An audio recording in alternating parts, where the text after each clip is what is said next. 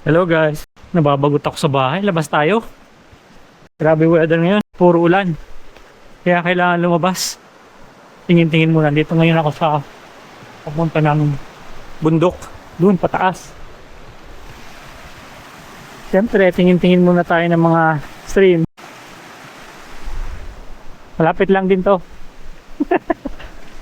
Sa bahay namin, mayroon doon dam.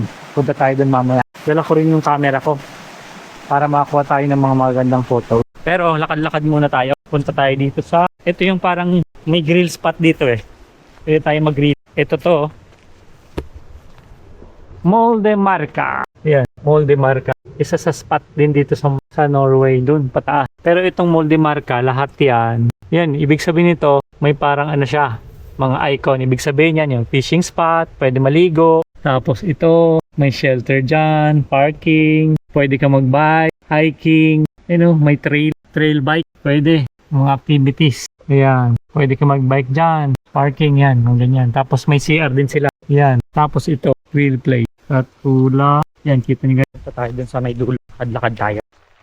Ito yung sinasabi ko sa inyong grill plus or yung grill spot, pwede rito. Naglalagay sila, yung government naglalagay ng pwedeng pagrillan dito. Or tambayan, gandang spot nito. Pwede dito mag-photoshoot ulit. Tapos, meron din dito guys na para sa mga bata. Pwede silang maglaro. Yan. Oh. Diba? Pwede dyan. Yan. Mga bata matutuwa dito. Si Nais at si Pros galing na dito siguro twice. Lately, hindi na kami pumupunta rito. Kalimutan na nga namin yung lugar na to eh. Kaya dapat ilalabas para hindi sila iPad ng iPad. Kaya alam niyo tayo lumabas. Kaya ako na lang ulit. Ito guys, punta tayo dito. Gandang spot sa photography. Paano tayo gagaling kung di tayo mag-iinsayo? Kuha lang ng kuha. Shoutout nga pala dun sa mga nag-subscribe sa akin. Malapit na tayo guys mag 1 million. Ano na lang, 990,000 na lang. 1 million na tayo. Malapit na mag 20.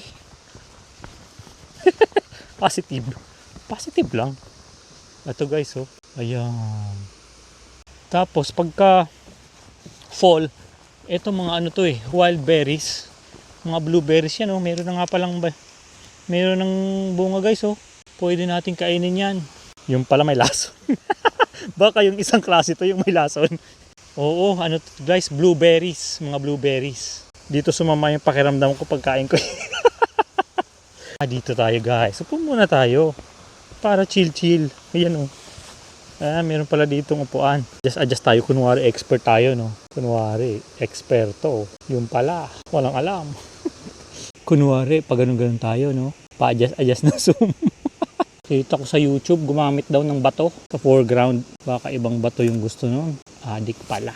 Shoutout pala sa mga bagong subscriber from Florida. Yung barkada ko ng college, Jans. And shoutout kay Lionel. Mga repax dito sa Molde. Mamaya guys, may kwento ako sa inyo. Para di boring yung vlog. Ang alamat ng salitang gago. Okay ba yun? Sino bang curious doon? Sa alamat ng gago. Kung saan nagsimula yung word na gago. Alam nyo ba? Wala nakakaalam. Pala kayo. Mamaya kwento ko sa inyo. Kaya abangan nyo mamaya. Pero kalokohan lang yun Corny na alamat. Mga kwentong barbero ni Dons. Kwentong barbero. Dito na tayo guys sa taas. Ayun yung airport guys. So dun na park. Baba tayo dito. Kaya nandito. Tingnan natin. Ito restaurant to guys. Nasa taas yan Kainan yan.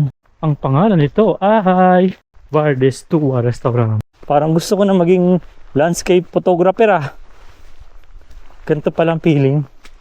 Pag maganda yung nakita mo yan Tingnan natin kung anong pinagagawaan nila dito. Pero may ibig sabihin to pag may research ko. Yung ganyan. Ito guys. Yeah. Hello guys.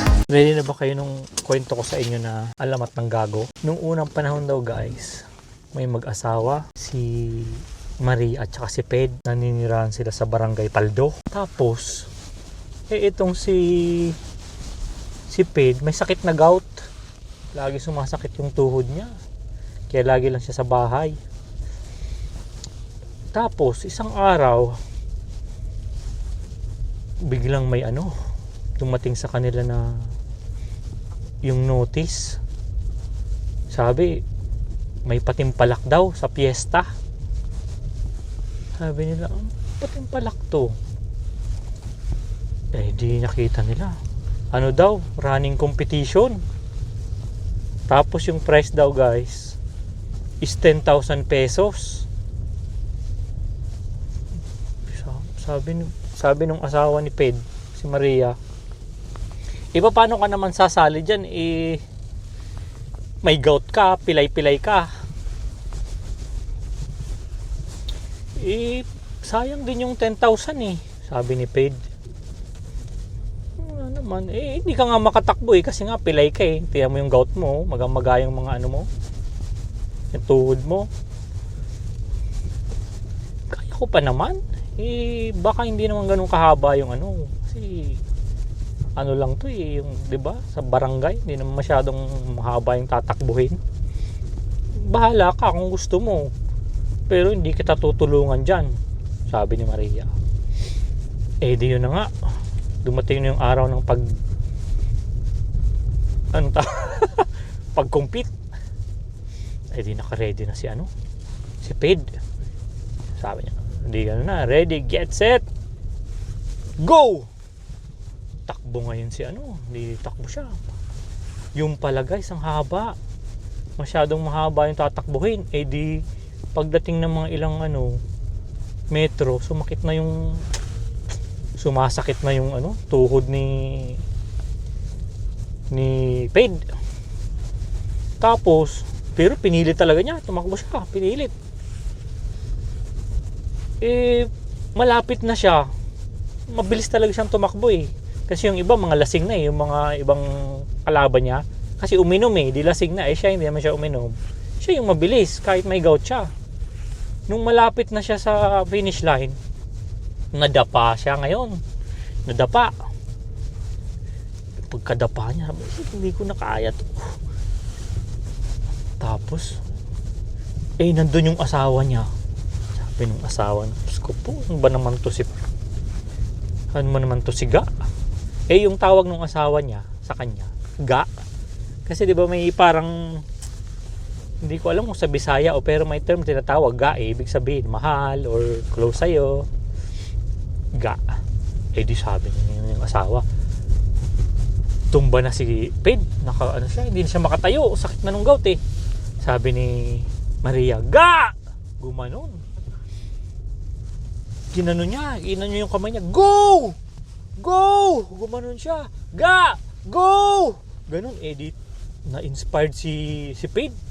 Tumayo siya, takbo siya ngayon, bilis. Ang bilis niya. Tapos, di na-reach niya yung finish line. Pak! Sabi ng mga nanonood, sino ba yun? Ang bilis sabi ng isa, narinig ko yung asawa. Sabi, gago daw. Doon na nagsimula yung term na gago. Di ba? Walang kakwenta-kwentang kwento, pero yun talaga. Salamat sa panonood. Bye-bye.